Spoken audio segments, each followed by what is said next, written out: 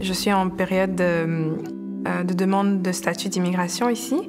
Et bien sûr, avec le Covid, l'immigration était 2-3 mois en retard. Donc, ça voulait dire que mes études aussi prenaient le coup. Donc, je devais attendre plus longtemps pour commencer les études. C'était une période très floue, je dirais, pour moi.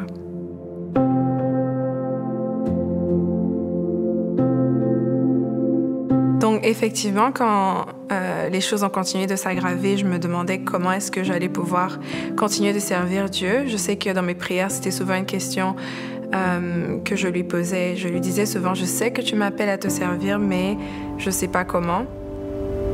Finalement aussi, quand j'ai su qu'il y avait Alpha Online, qui allait commencer Alpha en ligne, j'étais contente parce que d'un côté, je suis aussi introvertie.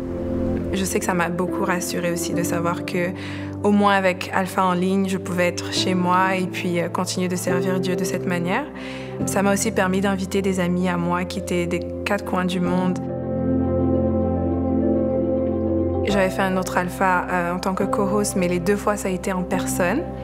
Alors, j'étais sceptique au début quand on m'a dit qu'il y aurait un Alpha en ligne. Je me suis dit, comment ça va marcher? Est-ce que les gens vont connecter? Est-ce qu'on va pouvoir prier?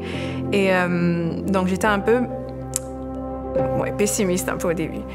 J'ai envie de dire, Dieu n'est pas limité par le fait qu'on était sur Internet, en fait. Moi, c'était ma grande peur de savoir est-ce qu'on allait pouvoir y arriver, mais Dieu, en lui-même, il travaille à travers tout. Il faut juste qu'on lui dise oui et puis qu'on essaye.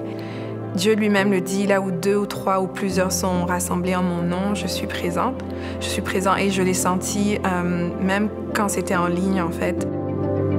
Je me rappelle, il y a un moment où moi et une autre amie, on priait pour une dame qui était malade, où on était tous pratiquement les larmes aux yeux, en fait. Et je sais que j'ai eu un moment où j'étais « wow ».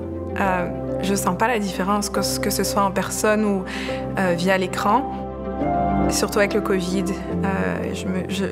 j'avais beaucoup de questions. Et je dois avouer que même si j'ai une foi, je doutais un peu de Dieu. Et avec Alpha, en voyant l'expérience des autres, puis moi-même en vivant cette expérience, Dieu est venu me souffler à l'oreille que tout ce qu'il me demande de faire, c'est de vraiment lui faire confiance.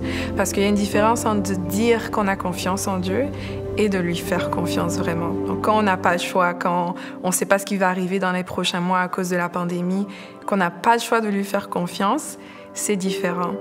Et avec Alpha, j'avais cette chose où je pouvais m'accrocher et me dire, si Dieu a fait toutes ces choses pour les personnes qu'on voit dans la vidéo ou pour les personnes qui sont présentes, il peut le faire pour moi aussi.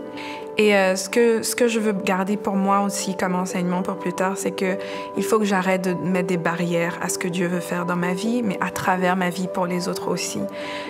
Si de moi-même j'essaye de tout cadrer et puis d'avoir le contrôle, et j'ai tendance à le faire, je me limite moi-même et je limite Dieu aussi. Mais si je continue à lâcher prise et puis à lui faire confiance, il peut faire tellement de choses. Donc c'est quelque chose que j'ai appris ces derniers mois, c'est sûr.